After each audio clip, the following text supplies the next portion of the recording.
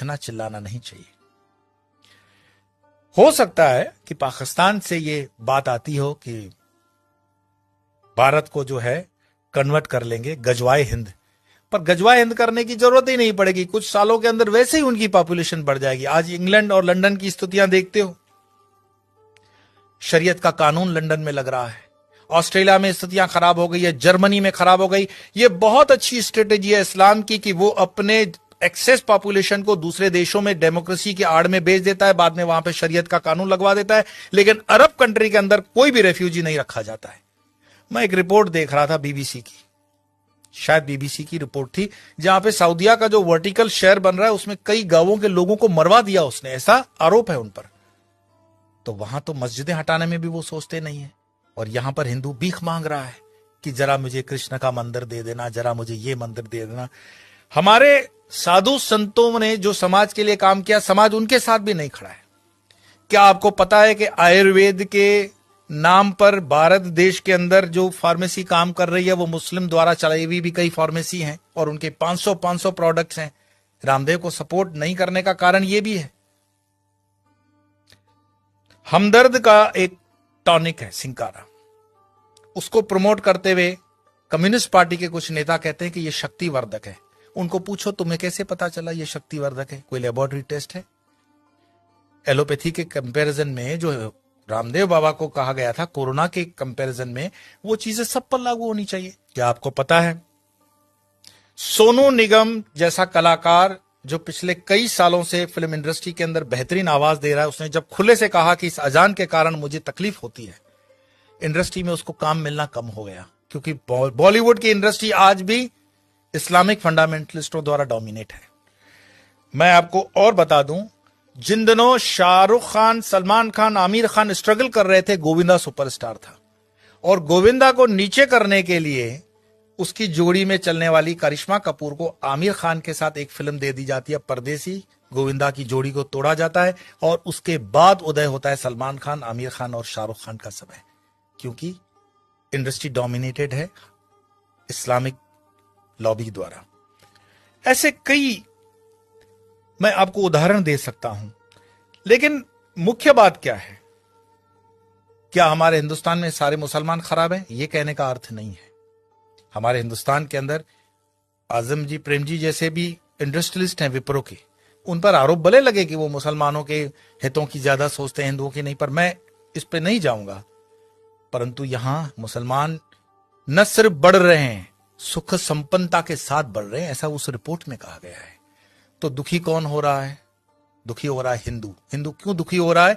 क्योंकि वो कर्महीन होकर के जीना चाहता है और बेवजह की फालतू चीजों में वो अटका हुआ है। अपनी ना तो वो स्किल को डेवलप कर पा रहा है और अपने हर छोटे छोटे उद्योग को छोड़ता जा रहा है। आज जब हम अपने आश्रम का भी काम करवाते हैं तो लेबर ढूंढने में हमें तकलीफ पड़ जाती है। देश के अंदर कोई बेरोजगारी प्राइवेट सेक्टर में नहीं है, लेकिन कोई रबिश होते हैं जर्नलिस्ट जो अपना खीसा गर्म करने के लिए, जनता को गुमराह करने के लिए अलग अलग रिपोर्ट्स देते हैं। देश के अंदर आज भी उतना ही रोजगार है, अगर युवान ठान ले तो बहुत कुछ कर सकता है, लेकिन जो आप जगह खाली करते हो वो दूसरा आता है। गुजरात के हाईवेज पे एक पूरी होटल्स की चेन है, वो चेन चलाते हैं चेलियास कम्युनिटी के लोग। चेलियास मुस्लिम कम्युनिटी है और उनकी इतनी यूनियन होती है कि उसमें दूसरा कोई होटल नहीं खोल सकता हिंदू। मैं पूरे गुजरात हाईवे की बात कर रहा हूं, नेशनल हाईवे नंबर 8। साल में सिर्फ 2-3 दिन ये होटलें बंद होती हैं। आपकी ताकत नहीं है कि इस इलाके में कुछ काम कर सको। और उनके होटलों के नाम जो रखे जाते हैं इतने मिसगाइडिंग होते हैं कि आपको पता भी ना पड़े कि ये हिंदू की है कि मुस्लिम की है। होटल का नाम होता है भारत, नव Gujarat, Tulsi, Kabir, Jai Hind, Sarvodaya, dine in, dine out. किसको पता पड़ रहा है ये इस्लामिक माइंडसेट की होटल है?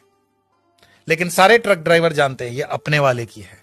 लेकिन हिंदू को इतना बुद्धि नहीं होता कि ये किस होटल में जा रहा है, क्या खा रहा है, क्योंकि जीवन भर हमने हलाल खाने के लिए ही ठेका ले रखा है।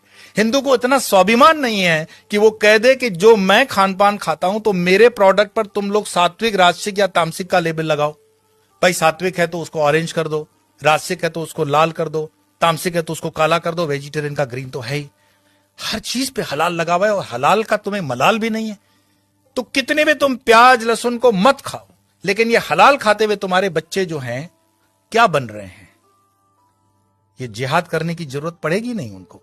ये साधु संतों को भी सोचना पड़ेगा कि तुम शेर को भी घास खिलाओगे, गाय को भी घास खिलाओगे, क्षत्रियों को भी घास खिलाओगे और ब्राह्मणों को भी घास खिलाओगे। हमने खान पान को बदल करके पूरे डीएनए सिस्टम को बदलने का पाप किया है, और जब इस पाप की हम ठीक से बैलेंस नहीं करते हैं तब तक इस पॉपुलेशन को ठीक करना बड़ा मुश्किल होगा। एक इंसान, ये वीडियो समाप्त करने से पहले मैं बता रहा हूं, एक इंसान जिसने अलीगढ़ मुस्लिम यूनिवर्सिटी का स्थापना किया था, सर सैयद, उसने सिर्फ ख्वाब देखा था पाकिस्तान बनाने का, कि एक ऐसा देश बन सकता है। एक टाइपराइटर और एक इंसान जिन्ना, जिसने देश बनाकर दिखा दिया, और यह चीज इतिहास के अंदर दर्ज है। क्या पता ओवैसी जो कह रहा हो उसको हम सीरियसली नहीं ले रहे हैं। अगर शाहबानू केस कोर्ट का इधर उधर हो सकता है तो राम मंदिर का केस भी राहुल गांधी तो बोले थे कि हम कर देंगे, ऐसा उन पर आरोप है, प्रमोद जी ने लगाया था। हिंदुओं को जागना पड़ेगा। कोई शंकराचार्य फिर से आए ना आए इसकी कोई गारंटी नहीं है। शंकराचार्य जी की जयंती जन मनाने से सिर्फ इतना ही मैसेज मिलता है, उत्तिष्ठ जागृत प्राप्य वरानी बत, उठो जागो, अपनी जवाबदारी लो। कब तक दूसरों के कंधों पे रहोगे कि ये तुम्हारी जवाबदारी लेगा? और धर्म का काम चेतना जगाना है।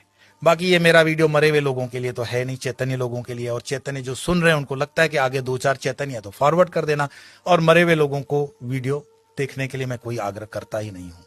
आपके भीतर आपका सनातन जागे, भारत जागे, हिंदुत्व जागे।